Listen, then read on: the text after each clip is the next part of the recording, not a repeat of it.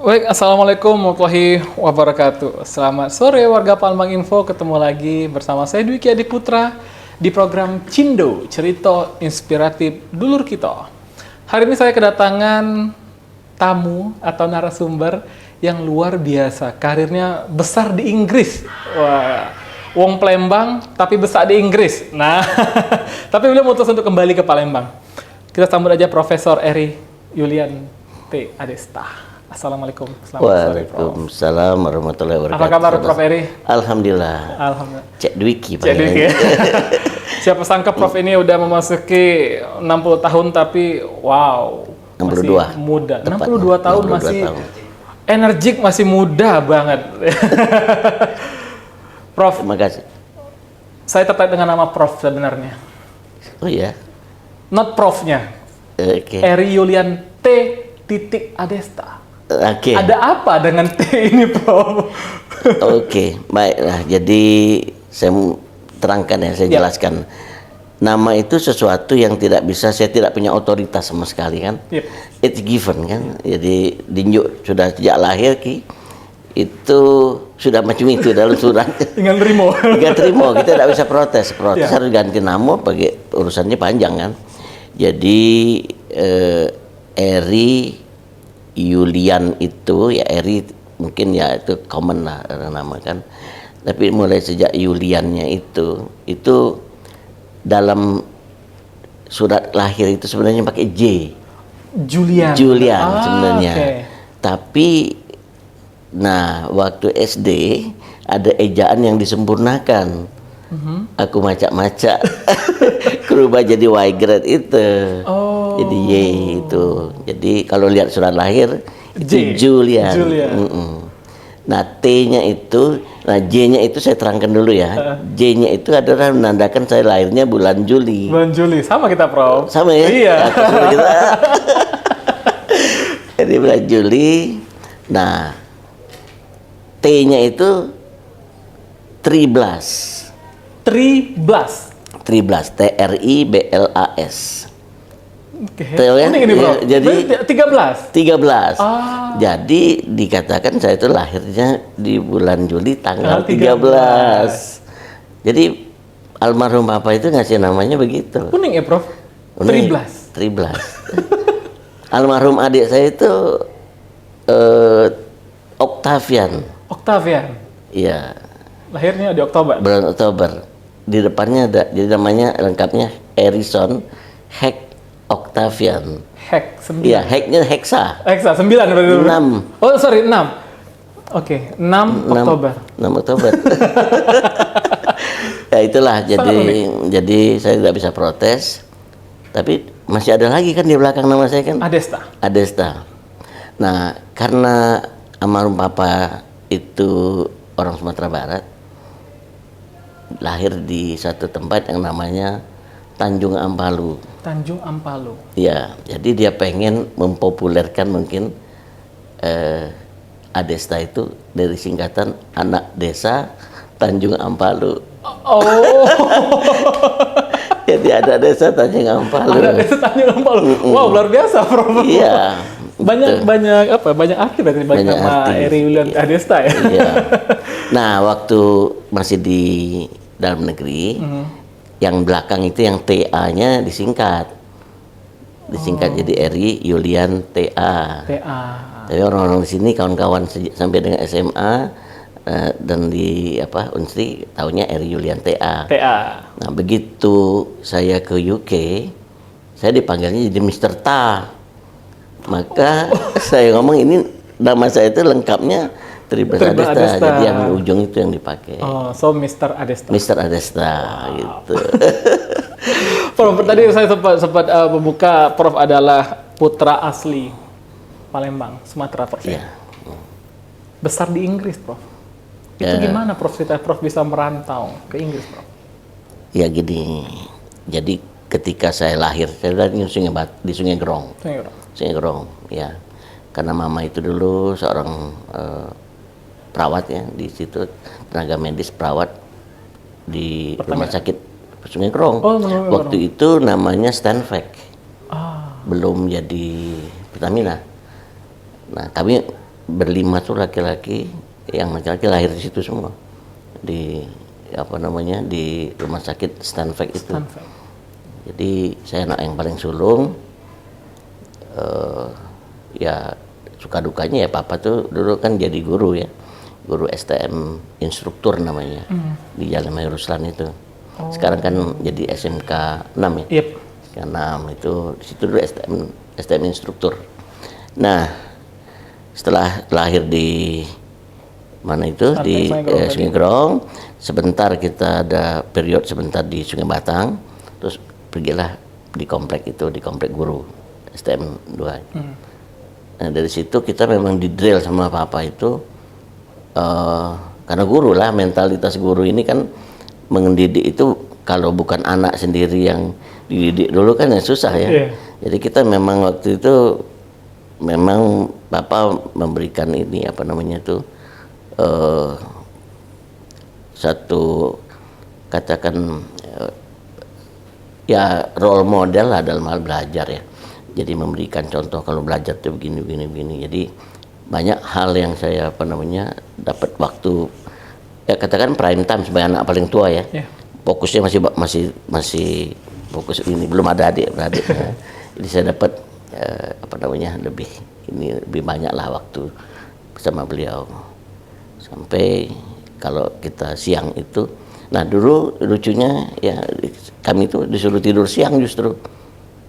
Kalau sudah makan siang, sudah sholat, tidur harus masuk ke dalam kamar tidur. Dan seremnya lagi di jendela kamar tuh pakai jeruji kayak di tahanan itu. Jadi kita bisa buka pintu, tapi di situ ada jeruji. Oh, jadi memang harus untuk tidur. Jamnya tidur siang gitu. Jadi lama-lama saya cari akal, sebab godaannya banyak. Kapan kawan-kawan main itu kan, main yuk. Kita kan nggak bisa keluar kan. Jadi saya cari akal. Satu pulang sekolah, saya lihat ada brosur kursus bahasa Inggris. Oke. Nah, saya kira ini alasan. Anak masih SD kan, atau SD mau SMP itu kelas 6, kelas 5 itu. Pak, mau kursus bahasa Inggris supaya nanti bisa lebih hebat dari kalau ilmu yang ingin dicari, kayaknya dia bisa mengorbankan itu ya. Jadi tidur siang itu boleh saya carilah waktu kursus yang jam tidur siang. Jadi bisa escape dari situ. Nah, kadang-kadang nggak kursus pun saya anggap keluar rumah dulu kan, kursus gitu. Jadi artinya tapi juga punya nilai positif ya gitu. Karena apa, akhirnya memang terasa ada hal yang memang saya dapatkan ketika menggunakan bahasa Inggris sebagai bahasa pengantar jadi nggak punya kesulitan sama sekali gitu. Kan dari SD udah belajar dia. Di mana Prof dulu, Prof? Di Sailendra Institute. Ya, Sailendra Institute. Kayaknya memang lulusan situ jadi ya. Ini semua Prof ya, orang sukses semua ya, Prof. Pak Hasan Oni ya. Jadi di situ sampai dengan intermediate saya tuh. Jadi saya ikutin semua. Nah, itulah jadi artinya ternyata ketika ada penentu itu, ada screening untuk keluar negeri, orang lain kan struggle ya. Saya melenggang dengan santai aja, pede. Alhamdulillah, jadi ada maknanya di balik itu. Berarti awal Prof merantau ke Inggris pada saat pendidikan S2 ya, Prof? Bukan, saya itu gini. Jadi kalau bicara mengenai pendidikan, saya itu dulu pengennya itu jadi seorang electronic engineer. Oke. Dan electronic engineer itu adanya cuman ada di ITB. Ya, jadi passion saya ke situ. Karena saya sudah mulai senang dengan radio amatir. Kalau di rumah saya kan lihat tuh radionya macam-macam ya. Kemudian ada antena. Sekarang masih ada, Prof? Masih, sekarang saya lanjutkan. Wow. Saya punya ada berapa radio? Ada 7 atau 8 radio itu. Paling tua tahun berapa, Prof? Nah, apanya? Paling tuanya? Radio itu. Oh, radionya tua karena dulu saya merasa nggak bisa beli yang begitu kan. Saya rakit sendiri dulu, Ki. Saya rakit sendiri radio itu sampai bermalam.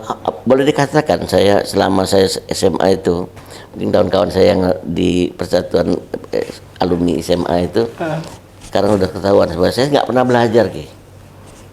Benar-benar nggak pernah belajar. Saya buka sekarang. Saya lebih senang main radio itu. Ngotak-ngatik radio itu. Ngotak radio itu. Jadi saya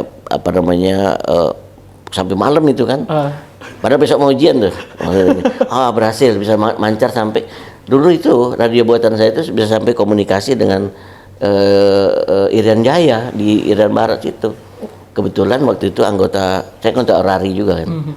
Itu salah seorang pendidik atau dosen di Cendrawasih waktu itu. Masuk nggak bisa didengar, nggak bisa, loud and clear. Wah, seneng bener itu. Sampai saking senangnya itu ya, satu malam saya pernah teledor, pernah kesetrum. Karena arus DC kan yang menyetrum itu, jadi sifatnya motong. Jadi satu kelompok daging ini tercopot gitu. Saya tuh banting ke belakang, setengah pingsan lah. Pas lihat mau hobi otodidak, Prof, atau gimana? Itu banyak dari apa namanya otodidak, tapi dari papa juga sebenarnya. Papa itu memberikan challenge kan. Dia sendiri senang dengan elektronik dan segala macam lah yang sifatnya teknik ya. Saya masa ada challenge buat sendiri radio itu. Jadi di rumah itu tidak pernah sepi dari ya gitu. Ya kadang-kadang karena frekuensinya itu tidak stabil dan bisa nyimpang kemana-mana, TV orang terganggu. Berarti sekarang masih ada radio buatan Prof itu di rumah? Sudah nggak ada lagi. Nggak lagi. Kita bicara berapa tahun yang lalu? Hampir 50 tahun yang lalu kan? 45 tahun yang lalu ya. Udah nggak ada lagi. Nah itu, jadi saya dulu kalau misalnya ketemu sama orang-orang yang memang profesional, dia kan punya rig yang itu, yang modern itu, yang import lah. Namanya FT101 Yaesu. Dia punya itu, wah enak bener juga, bisa ngobrol ke Jepang, ke apa namanya, ke Eropa, kemana-mana bisa kan. Saya udah lihat John Giler aja yang punya, saya sampai di Irian Jaya yang mereka udah sampai ke luar negeri. Kadang-kadang mereka komunikasi dengan pilot juga yang lagi terbang. Bisa itu? Bisa. Kalau pilotnya juga orari juga kan. Jadi itulah saya lihat, kapan saya punya itu. Nah sekarang saya sudah mampu beli, saya beli sekarang FT101 itu persis itu diimpor dari Jepang. Sudah yang second hand tapi kan sudah nggak diproduksi lagi itu. Yang apa namanya radio itu. Yang dulu sempat Prof inginkan, tercapai ya Prof? Iya, alhamdulillah jadi tercapai. Udah sekarang udah beli rata-rata cuman sedikit lah yang ada yang rakitan saya yang. Kayaknya Prof baru membuka itu di sini ya. Bahwasanya Prof ini kolektor radio ternyata. Iya. Ada komunikasi lah. Ada komunikasi ya. Ya dari HF, UHF itu. VHF. Ya saya lanjutkan ke sekolah tadi ya. Karena itu adalah keinginan saya. Saya mencoba karena di Unsri kan nggak ada itu elektronika, itu nggak ada di TB, tapi saya tes sana nggak masuk nih. Justru saya itu kan tidak pernah belajar, saya bilang tadi. Cuma ngotak-ngatik itu aja. Ngotak itu, dan saya keterimanya di hubungan internasional Unpad. Kan ada IPA, IPS dulu tesnya kan, di Unpad. Kata papa, nggak usah katanya di Unpad, kan itu SOS. Ini aja kan udah IPA dulu SMA-nya, baliklah ke Palembang. Di Unsri aja. Di Unsri saya memang tidak ada minat ya untuk ini, kan Unsri waktu itu ada elektro ya. Elektro itu harus kuat, power ya. Saya ambil ke kawannya itu adalah mechanical, ya teknik mesin ya. Kan sekarang ada mekatronika. Iya. Gabungan ya Prof? Iya, elektronika dan mechanical. Saya ambil mechanicalnya. Tapi zaman tahun 81 itu mechanical engineering, teknik mesin di situ belum banyak dosen, belum ada, hampir boleh katakan. Karena mungkin baru buka. Baru buka, jadi kita baru 5 tahun ya buka waktu itu. Belum ada lulus kalau nggak salah waktu saya masuk. Ya belum ada lulusan. Jadi barengan tuh bukanya sebenarnya sih, mechanical sama elektro. Saya lihat bakal lama ini lulusnya, ya kan. Jadi saya ambil inisiatif. Tahun kedua saya tingkat 2 itu ada Politeknik buka. Poltek pertama kali dibuka, dan dekan FT itu Pak Mahmud Hasim, dekan FT pindah menjadi direktur Politeknik. Kesempatan lah saya pindah juga lah. Saya pindah itu. Di tahun kedua pindah ke Poltek. Mulai dari satu lagi kan. Iya. Tapi saya lihat situ ada kejelasan, karena masih expert dari Swiss yang ada di situ dulu. Kita telat 1 menit aja itu kompensasi kali 7. Jadi kita dikompensasi harus mencukupi itu. Nah, kerjanya nanti terserah mereka. Jadi disiplin sekali. Dan kita alat-alatnya belum lengkap kan di sana. Belum lengkap itu artinya tinggal dibuka di unbox ya. Mesin-mesinnya kita termasuk yang menginstal itu. Jadi kita pemasangan mesin-mesin baru itu juga punya pengalaman. Di tahun pertama itu ya? Tahun pertama itu. Karena menunggu itu juga ada time delay kan. Kita dititipkan di tentara dulu. Jadi harus ikut pendidikan pelatihan militer itu. Zaman itu di Armet 76 sama di Zipur 2. Zaman itu di 2 kesatuan itu. Hampir 3 bulan tuh. Di tempat. Jadi waktu itu Pak Trisno masih jadi Pangdam 4 ya waktu itu. Jadi ijazah ininya pendidikan diksarnya itu Pak Tri masih Brigjen waktu itu. Itulah kenang-kenangannya. Jadi saya akhirnya selesai dari Politeknik. Nah kebetulan tahun sebelum lulus itu ada pembukaan untuk tenaga instruktur. Saya pengennya cepat selesai kan. Cepat selesai, cepat bekerja. Jadi saya ambillah kesempatan itu. Direkrut, dikirim ke Bandung, ke ITB. Jadi ada Polytechnic Education Development Center namanya, PEDC di Bandung itu di bawah ITB. Jadi dia setingkat dengan dengan fakultas di ITB.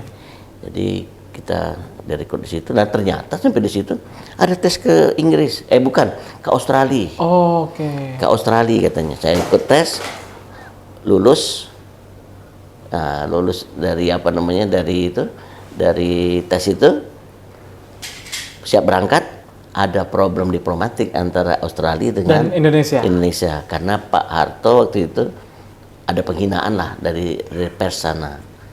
Jadi nggak jadi berangkat.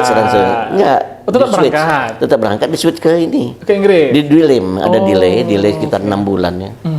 Dan dia di switch cepat-cepat ke Inggris. Tempatnya udah ditentukan mereka sih. Ya akhirnya saya lah ke Inggris itu. Gimana Prof? Maksudnya dari sisi bahasa Prof sudah mendalami bahasa Inggris dari SD. Iya. Terus pasti kan banyak berbeda Prof, budaya berbeda, pergaulan dan ya pertemanan itu gimana Prof mengatasi? Ya.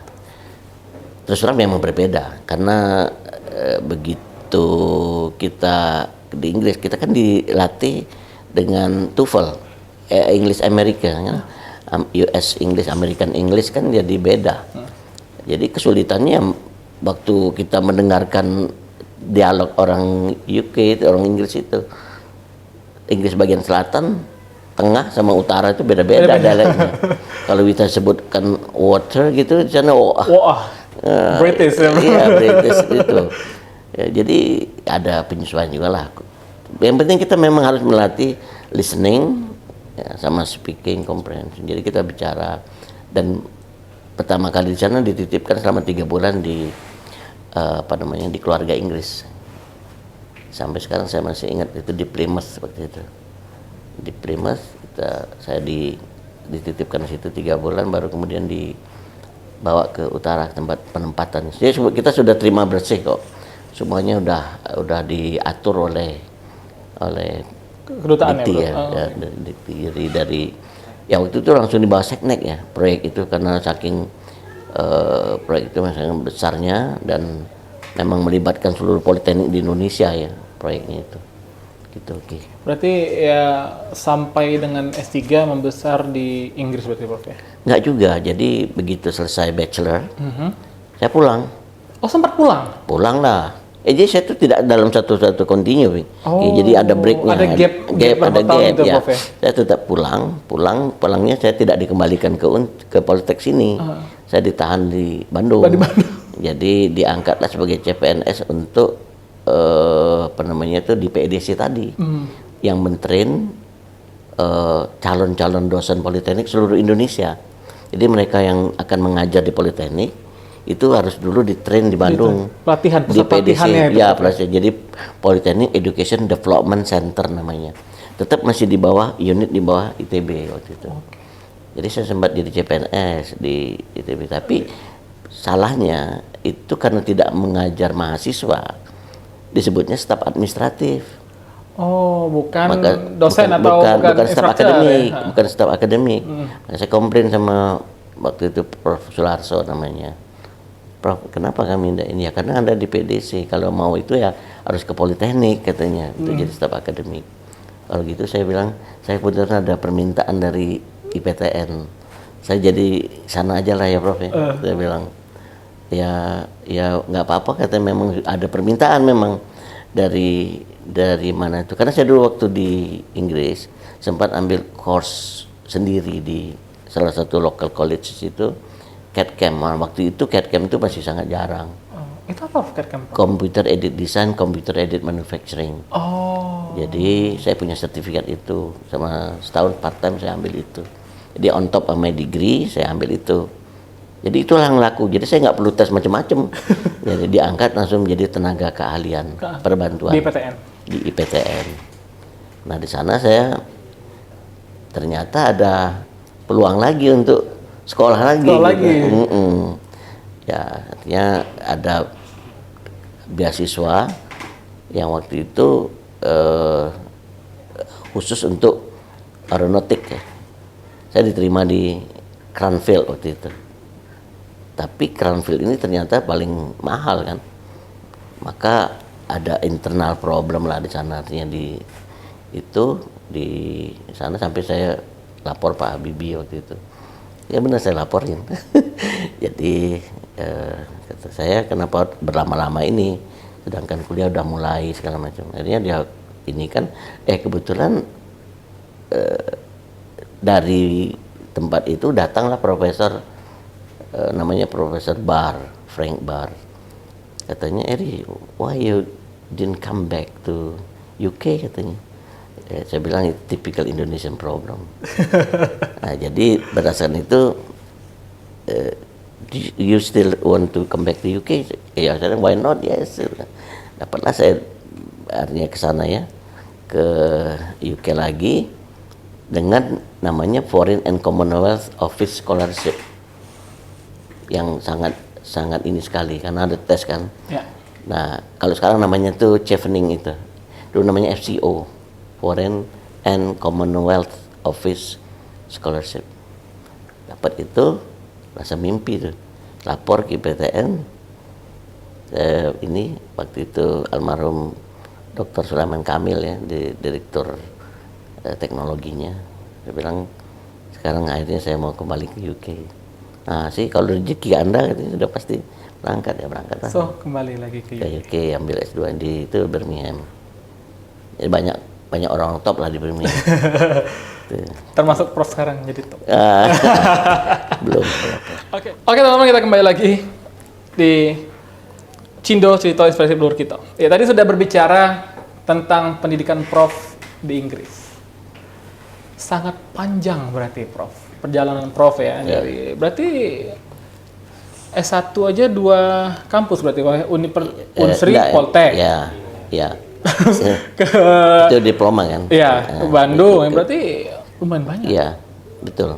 Saya jadi ya artinya karena mungkin ini hukuman juga karena saya nggak belajar itu kan. Jadi sudah sekolah terus. Wah, dia tadi Prof, berarti warga Palinfo nggak belajar terus jadi profesor, ini apalagi belajar jadi apa ini Prof? Benar, jadi itu jadi saya dihukum supaya belajar terus gitu, pindah-pindah sekolah, kemudian di sana juga ya. Jadi saya sudah sampaikan tadi kan S2 itu, terus saya memutuskan untuk jadi akademik, baru kemudian ambil S3 lagi. Itu dari beasiswa dari Dikti. Oke, berarti Prof kan memang mendapatkan profesor tuh di tahun 2022 ya Prof ya? Itu bukan begitu. Pengukuhan guru besar ya Prof ya? Saya tuh sudah diangkat menjadi profesor di International Islamic University. IUM Malaysia. IUM itu pada 2011. 2011 sudah. Berarti Prof full profesor di situ. After S3 di Inggris. S3 saya 2001 dan 2001. Saya umur 3 tahun, Prof. 3 tahun. Prof sudah dokter. Nah, Prof sudah gelar doktor di Inggris. Berarti Prof sempat balik ke Indonesia lagi sempat. atau Prof langsung Tidak, sempat di Indonesia jadi dosen ya. Nah, disitulah saya banyak berkecimpung di dikti. Banyak waktu saya justru ada di dikti waktu itu. Jadi ikut semua program, jadi mulai dari akreditasi, kemudian hibah-hibah itu. Saya jadi reviewer, sebut aja lah semua hibah-hibah itu saya sudah diikuti semua asesor, ikutan, jadi sistemnya saya pelajari. Nah, suatu saat saya tuh merasa ada kebosanan, jadi saya ingin memberikan perspektif utuh ya, karena kan supaya lain dengan yang lain. Saya tuh ingin melakukan sesuatu, kalau kata kuncinya pendidikan, maka itu harus dimulai dari keluarga saya. Saya tidak mau nanti tahu-tahu anak saya misalnya pendidikannya tidak baik gitu ya. Sangat mengkhawatir saya itu. Sebenarnya itu hal yang membuat saya jadi sangat khawatir. Terbebani gitu. Jadi ada merasa kadang nggak belajar itu tadi. Sementara ibu saya itu selalu ngomong, oh papa itu dulu nggak pernah belajar. Saya sempat langsung tutup mulutnya supaya jangan anak-anak saya gitu. Nggak belajar juga. Padahal kita belajar, nah ini begini, jamnya belajar, disiplin segala macam. Karena saya tuh lebih banyak memfokuskan pada saat di kelas aja, udah. Di kelas itu benar-benar saya fokus gitu. Itu aja. Jadi di rumah itu sampai kalau mau buka-bukaan ini, saya tuh tidak pernah bikin PR. Tapi saya duduk itu agak di depan kan. Jadi bikin PR suatu saat, kalau yang disuruh kan pasti di belakang tuh. Biasanya. Yang giliran. Nah, saya santai-santai itu. Ngeliat orang yang kena hukum kan misalnya, terus guru ini ngeliat mana di dua orang ini ketawa-ketawa aja, kamu begini, saya bilang mana soalnya, kamu langsung nih pakai misal panjang itu, bagus rambutnya aja nih katanya. Jadi soalnya aja nggak tahu saya, apalagi isiannya. Iya, jadi artinya saya merasa anak saya jangan sampai nggak belajar gitulah. Akhirnya saya ikuti ya, belajar juga. Ya, makanya saya pilih jadi dosen, itu kan salah satunya drive-nya itu. Nah, cuman ketika saya masih ngajar itu di Jakarta waktu itu, di salah satu PTS, kegiatan pagi saya terganggu karena 2 orang anak nomor 1 dan nomor 2 saya itu, satu melanjutkan sekolah ke kuliah ke Semarang, satunya pergi ke Singapura. Jadi pagi-pagi yang ngomel itu tidak lagi punya ini, saya nggak punya ini lagi, nggak punya apa namanya itu yang mau diomelin. Jadi motivasi pagi berangkat jam 5.30 dari rumah sampai ke Jakarta Barat itu jam 7-an gitu ya, 1,5 jam loh di jalan. Jadi apa macet itu nggak ada lagi, jadi kurang motivasi saya. Kehilangan ya, Prof? Kehilangan. Jadi nggak mau lagi datang pagi, datangnya siang gitu. Siang nanti kan apalagi kadang-kadang jarang masuk karena memang ngajar kan, kalau nggak ada jam ngajar ya sudah. Artinya saya bilang, oh kalau gitu saya pengen ke sana lah. Nah, kira-kira 4 tahun sebelum itu pernah ada tawaran dari International Islamic University ini. IAIM Malaysia. Ya, IAIM itu. Waktu itu saya sudah lektor kepala sebenarnya. Lektor kepala kan associate professor. Cuman saya ngampuk ngomongnya. Waktu dia menawarkan saya itu, saya bilang I need a full professor. I'm already associate professor here. Oh, cannot be, kata dia. Cannot be, brother. Because you have to prove that you are actually into that qualification. Okay. Nah, sudah saya nggak 4 tahun itu. Jadi, Prof tolak ya? Tolak ya, 2003, 2007 awal itu kan baru saya, karena sudah kehilangan anak, sudah pergi itu. Jadi saya ada recent, kebetulan ada undangan dari Monash University di Malaysia untuk visiting scholar selama 1 semester 6 bulan. Itu juga yang pas lihat di sana, wah sekolahnya bagus ini. Ya, International Islamic University itu big university dengan student body kira-kira 30 ribuan. Jadi dan kampusnya juga megah. Ya. Saya bilang, saya tanya tuh sama dekannya, remember 4 years ago you offer me this? Yes. Are you coming now? Katanya. Masih berlaku nggak gitu? Betul, saya nanya ke, is it still valid? dia apa namanya, ya udah kamunya ditulisnya itu kirim ke manajemen service division dia. Akhirnya offer letter yang renew itu keluar minggu depannya. Saya balik dulu kan, udahlah, akhirnya keluar situ. Akhirnya pindah. Rencananya mau sebentar aja, sebentar sambil lihat. Itu hampir tiap minggu saya bolak-balik ke Singapura itu karena anak saya itu masih umur kurang dari 14 tahun ya. Sampai saya lihat berangkatnya gendut, sudah situ jadi kurus gitu. Saya bilang kalau nggak sanggup ya kita pulang balik aja, gitu. Balik, nggak masih tetap itu.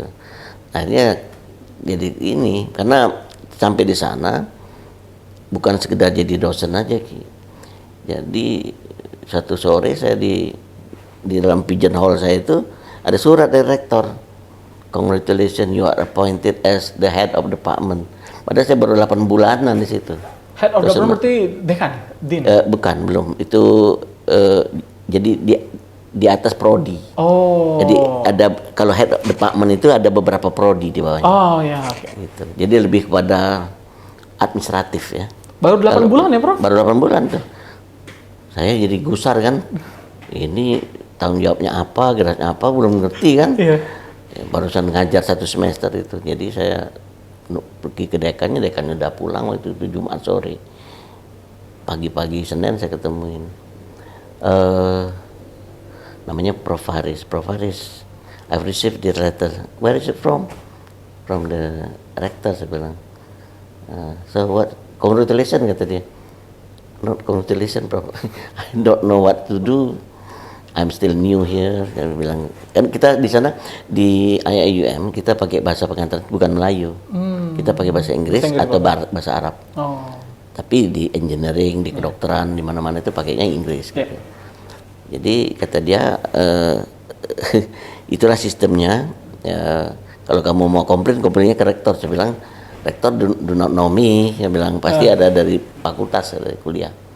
Akhirnya diterangkan bahwa ini karena kita ingin melakukan apa namanya dan you are. Ya, karena bagi saya kan sudah total 10 tahun di Inggris kan.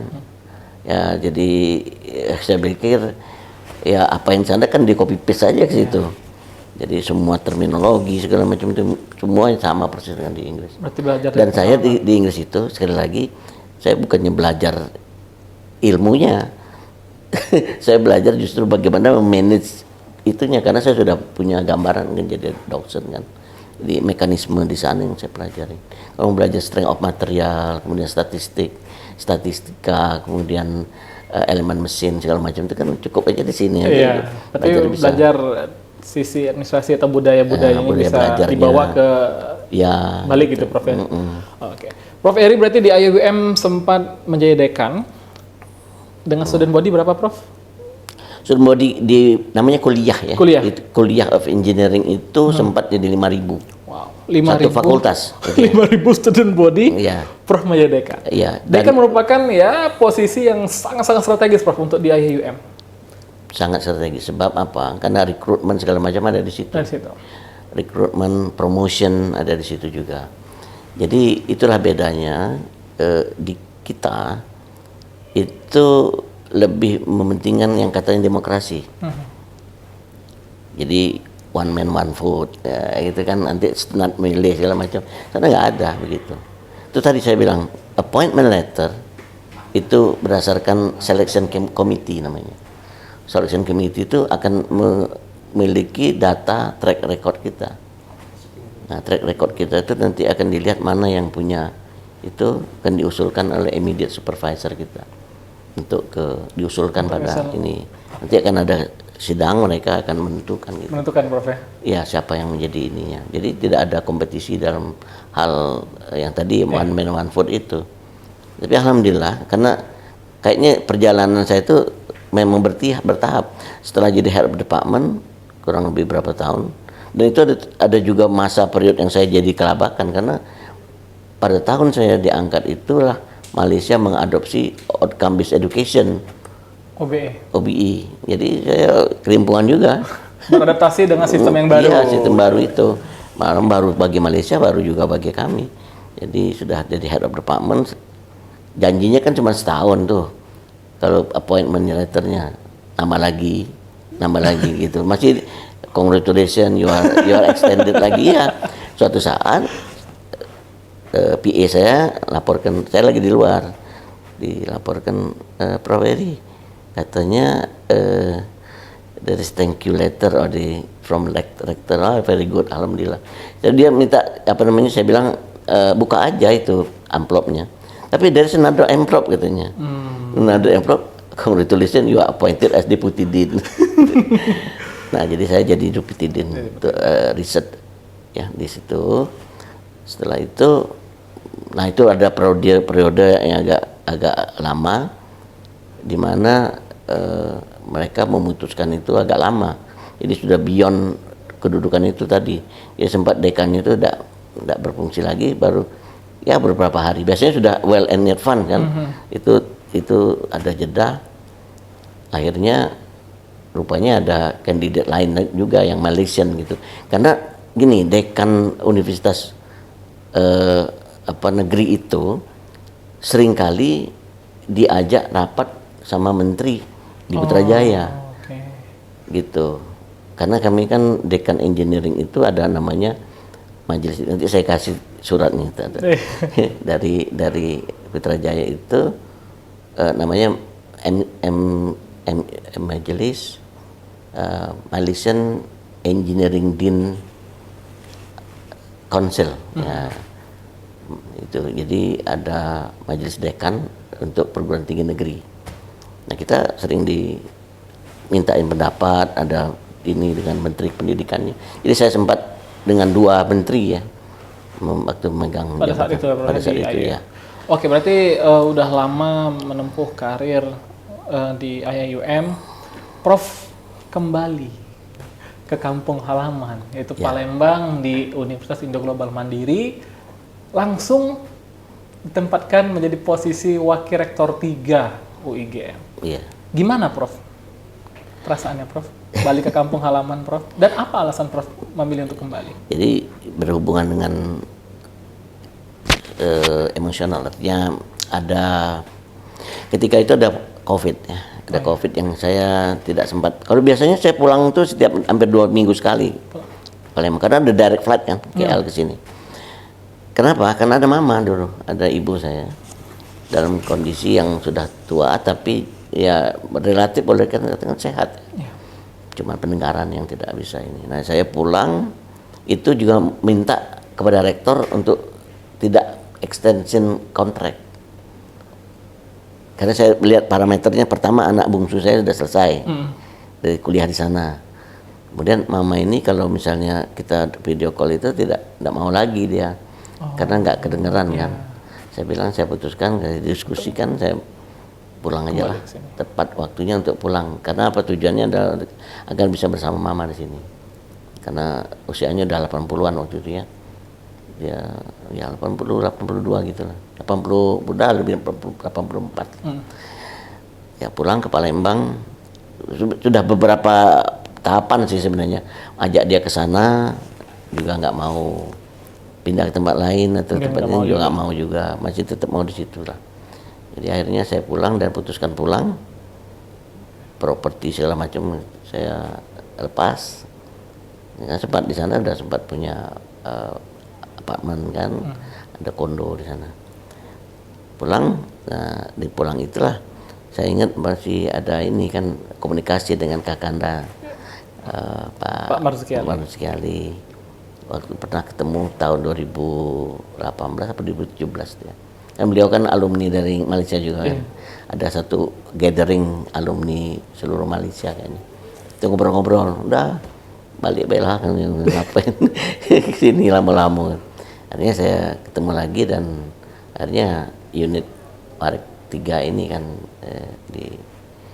disiapkan, dibuka dan untuk dikembangkan fokusnya pada perencanaan dan kerjasama.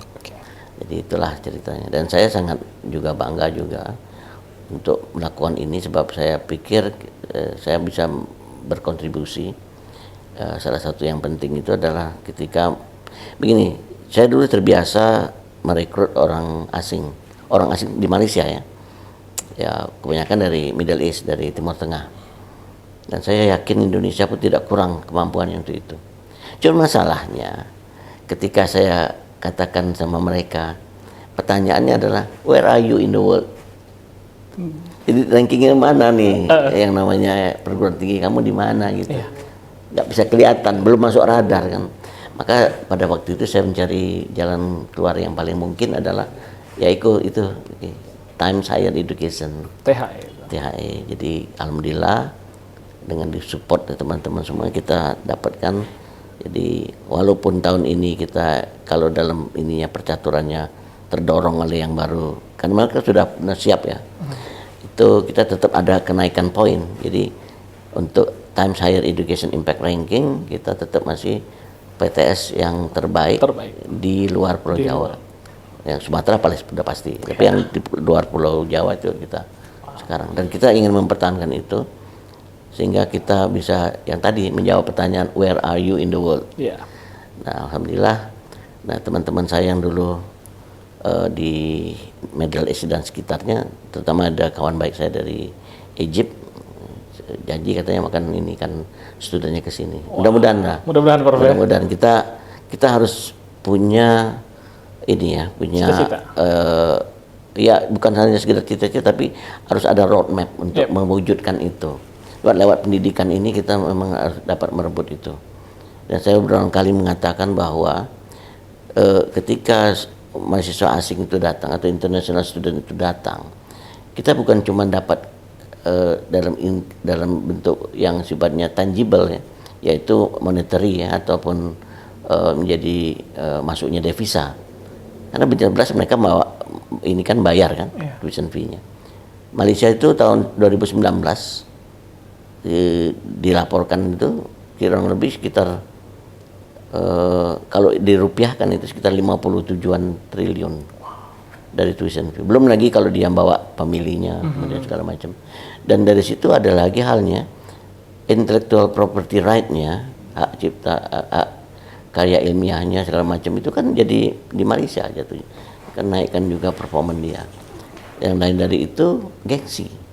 Begitu mereka mendidik orang asing dan orang asing itu menjadi someone di negaranya, itu alma mater saya gitu. Menjadi kebanggaan. Dia menjadi kebanggaan dan ketika dia duduk di posisi tertentu, ya kan dia misalnya di departemen kehakiman misalnya, maka udah bebasin visa aja, paspornya Malaysia naik lagi rankingnya. Jadi banyak intangible yang respect to the country itu bisa terjadi karena kita mendidik mahasiswa asing.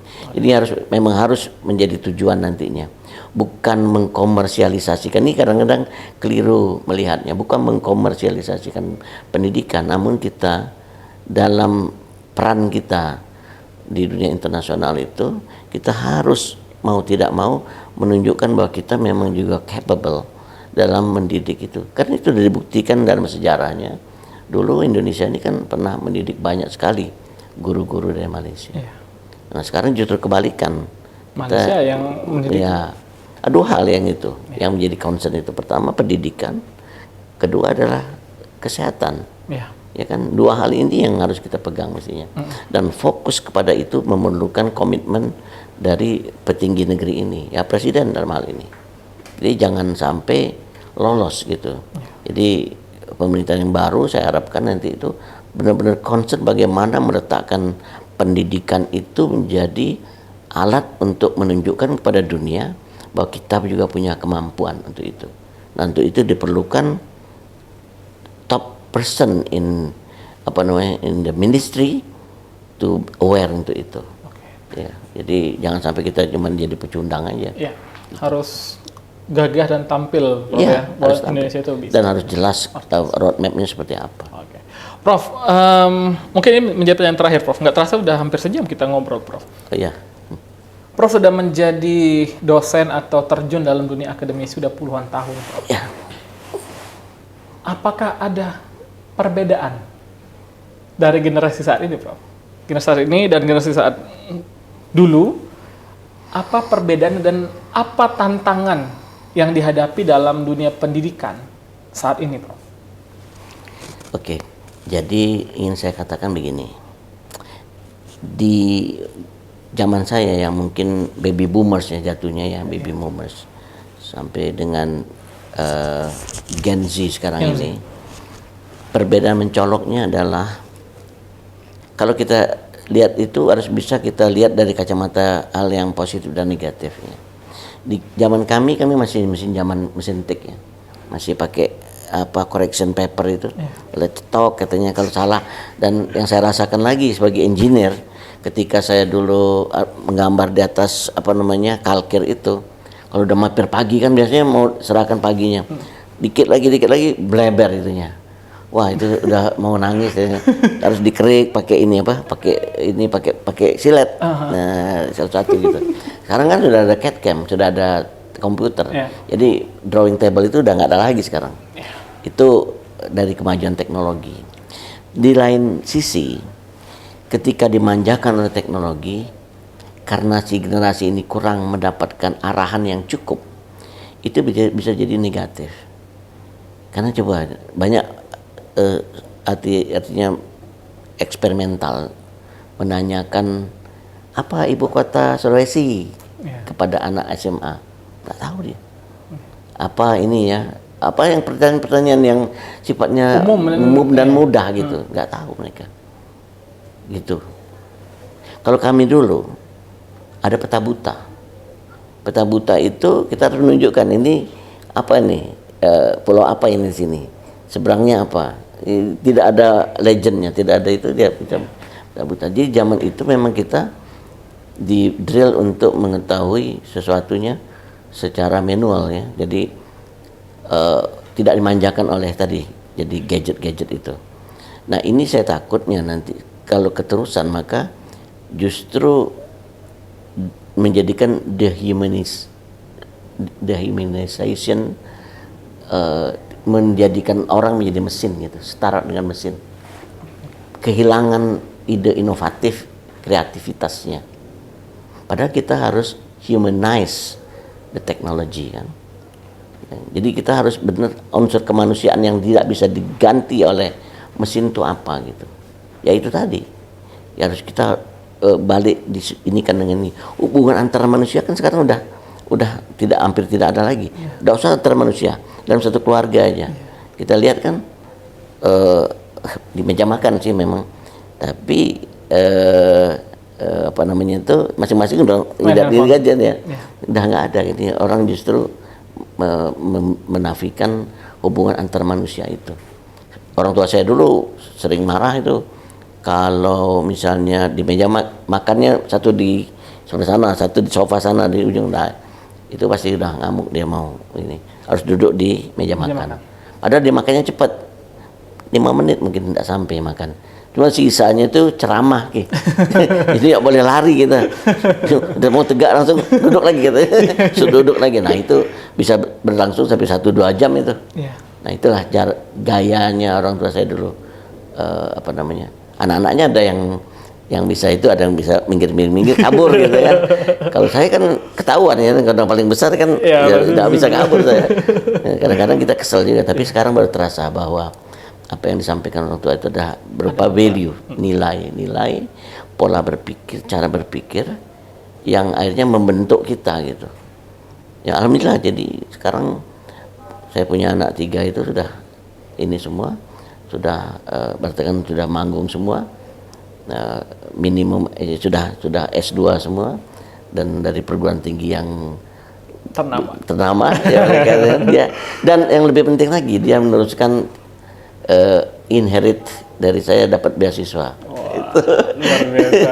Jadi orang tuanya nggak apa-apa, nggak usah kaya. Jadi ada yang nyekolahkan gitu. Alhamdulillah. Jadi itulah. Jadi perbedaannya di situ. Kalau ditanya perbedaannya, ada interference, harus ada seorang pendidik itu harus masuk ke dalam sistem pendidikan, mengorangkan tadi lagi.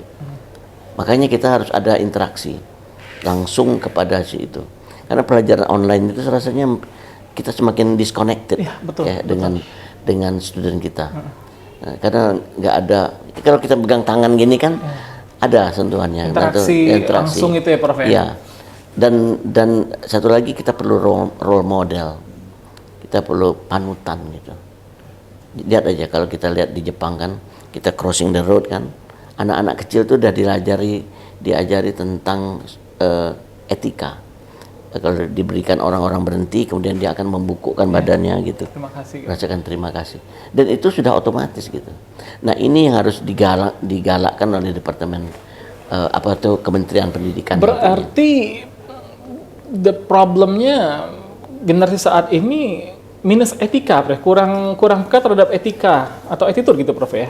Ya, artinya begini. Kalau kan antara etika itu namanya moral dulu, moralitas ya. Kemudian ada satu level naiknya etika. Dan kemudian di atas itu lagi ada pelanggaran hukum lah. Jadi asalnya kita terjadinya banyak pelanggaran hukum. Awalnya itu dari pelanggaran moral sebenarnya. Moralitas, pelanggaran etika yang tidak bisa dihukum. Iya. Mana katanya undang-undangnya? Nggak ada kan? Misalnya itu kan. Nah, sampai dengan pelanggaran hukum. Nah, boundary antara pelanggaran etika dan pelanggaran hukum dipertipis biasanya dengan macam-macam yang ada di pengadilan segala macam itu. Kan kita kadang-kadang pura-pura tidak tahu gitu. Pura-pura tidak mengerti bahwa itu terjadi. Nah, keberpura-purakan kita ini harusnya segera kita hentikan gitu. Kalau negara ini ingin survive. Oke, berarti warga Polanginfo dan kita semua harus lebih aware menurut saya terhadap generasi saat ini, Prof ya. Mulai dari etikanya, dari pemikirannya, dari inovasi-inovasinya, sehingga kita tidak tergantikan oleh mesin tadi, Prof ya. Jangan sampai kita menjadi budaknya mesin. Kebalikan jadi. Prof, terakhir mungkin Prof ada pesan untuk generasi saat ini, Prof. Mungkin bisa di-share dengan warga Palembang Info, Prof Eri. Untuk dulur-dulurku yang ada di Palembang sekitarnya, kita ini mengalami suatu periode yang disebut dengan turbulensi atau katakanlah unpredictable ya, sehingga kita harus konsisten memiliki satu jalur sendiri yang sudah kita rancang dari awal. Contohnya begini, kalau kita ingin melakukan sesuatu, saya selalu mengatakan finish what you have started. Selesaikan apa yang Anda sudah mulai, and be consistent. Itu selalu ada konsistensi. Saya sebenarnya ada tarikan untuk ke industri segala macam, tapi saya tahu bahwa saya bukan orang yang mampu untuk atau punya kompetensi, walaupun memiliki academic background yang mencukupi, tapi bukan orang industri gitu. Makanya saya 2 tahun di PT IPTN itu sudah cukup bagi saya membuktikan bahwa saya bukan orang yang untuk bekerja di industri. Sehingga dulur-dulurku, terutama untuk generasi muda, lihatlah masa depan Anda itu, karena apa yang Anda lakukan sekarang adalah investasi untuk masa depan yang Anda akan raih nanti 5-10 tahun yang akan datang. Dan kita sebagai bangsa harus tetap memiliki harga atau memiliki pride terhadap masa depan bangsa ini sendiri. Jadi kita akan mengatakan pada suatu saat nanti kami bangga menjadi orang atau warga negara Indonesia. Saya rasa itu. Oke, baik, luar biasa Prof Eri. Kalau menurut dari saya, untuk teman-teman warga Palembang, kalau hidup nak lemak ya begawi. Jangan hidup nak lemak, dah galak begawi. Nah, sama cak baju ini. Ya teman-teman, kawan-kawan, kalau nak beli baju-baju kaos bahasa Palembang ya, saat ini baru mengeluarkan songket series yang kedua tuh. Silakan teman-teman langsung datang ke markas kaos Nyenyes yang ada di beberapa outlet di Kota Palembang, teman-teman ya. Oke, jadi kaos Nyenyes, kaos Wong Kito. Prof Eri Yulian T. Adesa, terima kasih Prof Eri untuk share-share-nya. Mungkin kedepannya kita bakal buat podcast khusus pendidikan mungkin nih Prof ya? Insya Allah. Iya Prof, jadi kita bahas tentang pendidikan ataupun tentang generasi saat ini. Terima kasih banyak Prof Eri. Ya. Thank you Prof untuk teman warga Palembang. Thank you. Selamat sore semuanya. Terima kasih.